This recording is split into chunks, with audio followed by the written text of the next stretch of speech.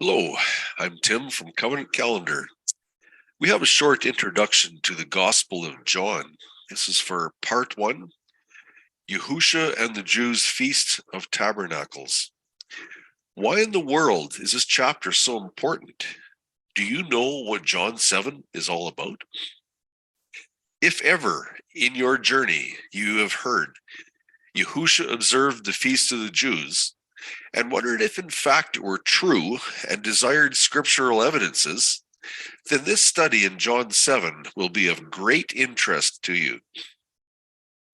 Will Yahusha's actions speak louder than words in John 7? John 7 starts out something like this. The Jews' Feast of Tabernacles was close, and his brothers wanted him to show the world, show the people who he was. And they encouraged him to go up to this Feast of Tabernacles, the one that is declared the Feast of the Jews, of the Yahudim. But Yahusha said to them, "My time is not yet come, but your time is always ready." And he made a comment that he testifies about this system that they were worshiping with. And he told them that he wasn't going up to the feast, and he stayed back in Galilee for a while. But he did go up to the feast eventually. He went up quietly by himself. And it does say that he went up about the midst of the feast, is when he went into the temple and taught. He went up into the midst of the feasts of the Yahudim. How is it that he is allowed to miss out on half of this feast? Would that break any of the statutes? This important festival gathering for Sukkot is recorded only in John's Gospel. Did you notice that the detail is very specific as to whose feast it is? Feast of the Yahudim. Number 2, does that mean this is also the timing of Yahusha's festival appointments?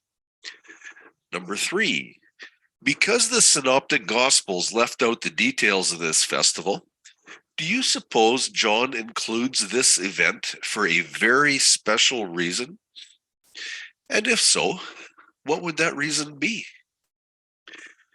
Did you know that Yahusha declared the Feast of the Jews to his brothers as your time? Yahusha said to them, "My time is not yet come, but your time is always ready." We see that in John 7, verse 6.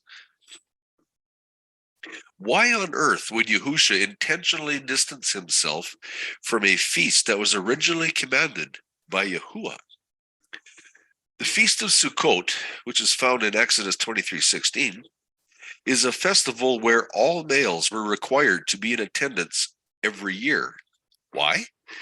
This is an everlasting covenant upheld under the Melchizedek administration. Did you also know that the statute commands reads like this, Exodus 23:16-17, "And the feast of harvest, the first fruits of thy labors, which thou hast sown in the field, and the feast of ingathering, which is in the end of the year, when thou hast gathered in thy labors out of the field. 3 times in the year all thy males shall appear before Yahuwah thy Elohim." All thy males. Does this mean that Yahusha can show up late? Is he allowed to do that? Does it sound like Yahusha is in rebellion while his brothers are obedient to the command for all men to go up to Jerusalem to attend the feast's appointed times? What is next? Did Yahusha change his mind? "Go ye up unto this feast. I go not up yet unto this feast, for my time is not yet fully come." When he had said these words unto them, he abode still in Galilee. Now note this. But when his brethren were gone up, then went he also up unto the feast, not openly, but as it were in secret. Which is more important in John 7? The witness of Yahusha's words?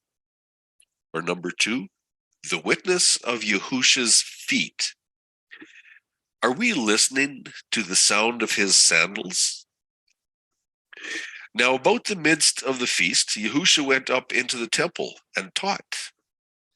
Midst of the feast? How is it that Yahusha is allowed to go up into the middle of a feast? What says that he can miss the first?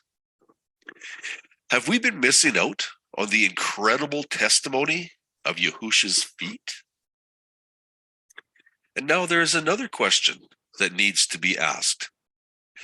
Are there really two different calendars in the Gospels? Yes, there are.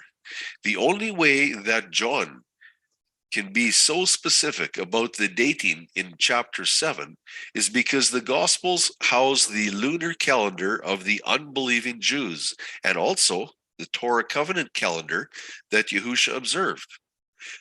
The Gospels expose both the true and false calendars so all can know exactly which calendar Yahusha was following. So we invite you, come and see what John has to share with you. I'm sure you will enjoy this study. This is the end. If you've enjoyed this introduction today, please join us live for part 1. You can sign up with the Covenant Calendar Club at studythecalendar.com and join us for our Friday and Shabbat Zoom meetings, where we have live discussions. And yes, all studies can be downloaded for free.